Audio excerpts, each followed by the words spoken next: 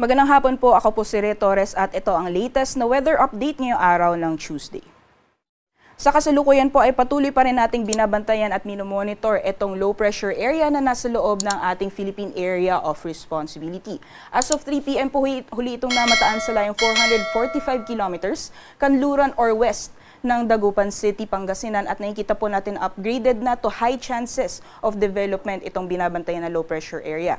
Ibig sabihin po nun, maaari sa susunod na 24 oras or 24 hours ay maaaring maging isang ganap na bagyo na itong binabantayan na low pressure area. At kung mapapansin po natin dito sa ating latest satellite animation, yung sentro nitong LPA ay halos nasa may boundary po ng ating PAR. Ibig sabihin po, dalawa yung posible maging sitwasyon. Maaaring mabuo po siya dito sa loob ng PAR bago po tuluyang lumabas ng boundary or lalabas po muna siya ng boundary bago po tuluyan maging isang ganap na bagyo. Regardless po kung saan mabubuo itong low pressure area ay hindi na po siya makakaapekto sa anumang bahagi ng ating bansa. Ngunit asahan pa rin po natin ngayong araw ang mga pag-ulan dala ng epekto ng southwest monsoon o hanging habagat. Kung mapapansin po natin sa ating latest na satellite animation, may mga kaulapan pa rin pong nakakaapekto dito sa may western sections ng Luzon. So dyan po sa may areas ng Zambales at Bataan, pati na sa Occidental Mindoro at Palawan, mararanasan pa rin po yung mga pag-ulan dulot ng epekto ng habagat or southwest monsoon. For the rest of the country naman po, for the rest of Luzon, sa Visayas at Mindanao, ngayong gabi po mataas yung tsansa ng mga thunderstorms, mga biglaang pag-ulan, pero pagdating po sa umaga, unti-unti na pong mababawasan yung mga pag-ulan or aaliwalas na ulit ang panahon. Regardless, ay patuloy pa rin po tayong mag-monitor ng mga thunderstorm advisory na nilalabas po ng Pag-asa Regional Services Division.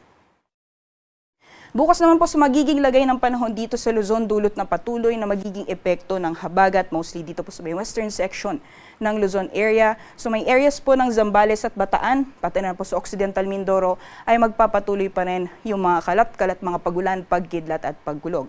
For the rest of Luzon po, improving weather conditions po tayo, ngunit may mga tsansa pa rin ng mga thunderstorms, especially pagdating po sa hapon o sa gabi. Temperature forecast po para sa mga piling syudad dito po sa Luzon. For Baguio po, nasa 24 degrees Celsius maximum temperatures, 32 degrees Celsius naman para sa Metro Manila, at 30 degrees Celsius naman para sa Tagaytay. For the rest of the country naman po dito sa Palawan, dulot ng patuloy na epekto ng southwest monsoon o habagat, mararanasan pa rin ang maulan na panahon dito po sa Palawan area. Meanwhile, for Visayas and Mindanao area naman po, improving weather conditions po tayo, especially sa may western sections ng Visayas. Pero may mga tsansa pa rin ng mga isolated na thunderstorms, especially pagdating po sa hapon o sa gabi. So babala pa rin po sa ating mga kababayan na posible pa rin ang malalakas na buhos ng ulan pag severe po ang thunderstorms. So manatili po tayong mag-monitor ng mga thunderstorm advisory na nilalabas po ng ating Pag-asa Regional Services Division. Temperature forecast po para sa mga piling syudad for Palawan, Visayas, and Mindanao. For Puerto Princesa po, maximum temperatures aabot ng 30 degrees Celsius. For Metro Cebu naman, 30 degrees Celsius din. And maximum temperatures naman for Metro Davao aabot ng 32 degrees Celsius. Para naman po sa sea conditions or kalagayan ng ating karagatan, wala pa rin po tayong gale warning na nakataas sa anumang bahagi ng ating bansa.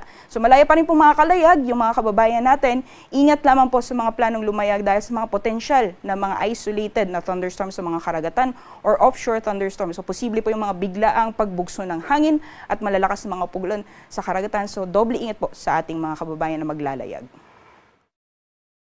Para naman po sa ating 3-day weather outlook or lagay ng panahon sa mga piling syudad sa ating bansa sa susunod na araw or Thursday hanggang sa darating po na weekend. For Luzon po ay expected po natin ng improving weather conditions dahil patuloy na or inaasahan natin dahil sa patuloy na pagkilos nitong low pressure area or potential na bagyo papalayo ng ating bansa ay unti-unti ding mababawasan yung epekto ng habagat sa ating kapuluan. So for Metro Manila, Baguio City and Legazpi City from Thursday until Saturday ay makakaranas po tayo ng partly cloudy to cloudy conditions pero may mga tsansa pa rin ng mga panandalian ng ulan pagdating sa hapon o sa gabi. For Visayas naman po gayon din, inaasahan din po natin ng mainit na panahon, especially pagdating ng tanghali at pagdating po sa hapon o sa gabi, may mga posibilidad din po ng mga isolated na thunderstorms. Samantalang dito naman po sa Mindanao, ganun din, inaasahan din po natin ang mainit na panahon mula Thursday hanggang sa darating na Sabado.